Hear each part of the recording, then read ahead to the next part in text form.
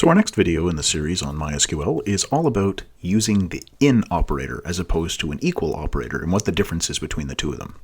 If you've been following along with the series so far, you've already got all the tables and data you need. But if not, if this is the first one you've watched, then this is the SQL file that I'm going to be using, or you can use, to create all the tables for the examples. You can download the zip. I'll provide the link to this page inside the descriptions. You can download that. And once you've downloaded it, go to the Import tab in phpMyAdmin. And inside of there, you can select the SQL file that you've downloaded, run that, and it will create all these tables. Now, for this example, I'm just going to be using the movies table. That's all we need. So I've got a starting example here where we're selecting all the columns from the table movies, which means all these columns right here: director, genre ID, movie title, and the year, the release year of the movie. And we could write a query like this.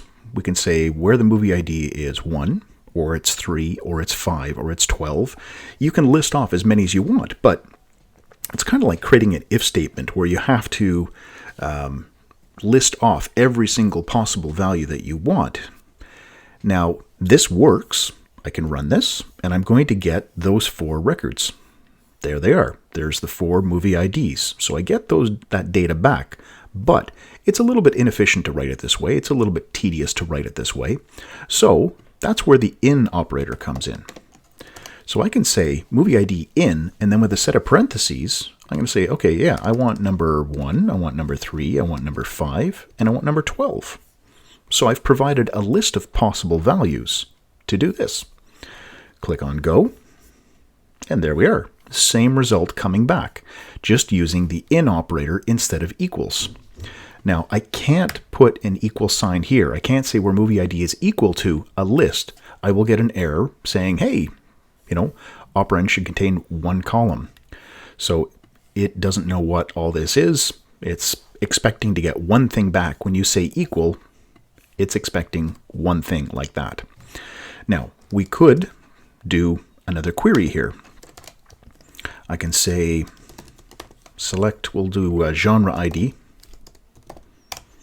So where the genre ID is in a list, and we can go to another table, so select genres,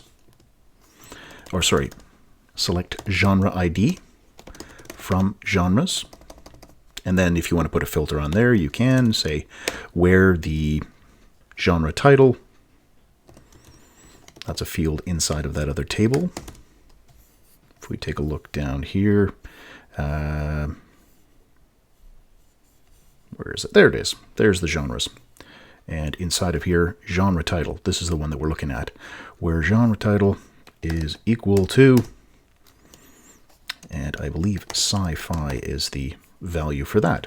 So I'm going to find all of the sci-fi movies in my movie table, because this is going to provide to me a list of genre IDs.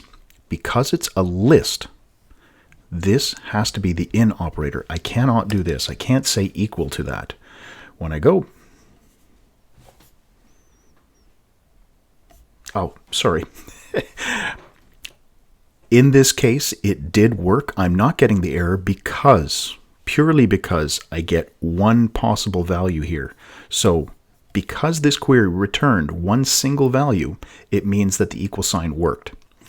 But it's not a safe thing to do, because as soon as you get more than one value, if I change this to or genre title equals, I believe horror was another possible value inside of there, and we run that. Now, there it is. Subquery returns more than one row.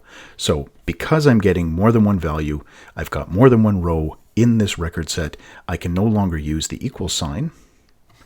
I have to use the in operator.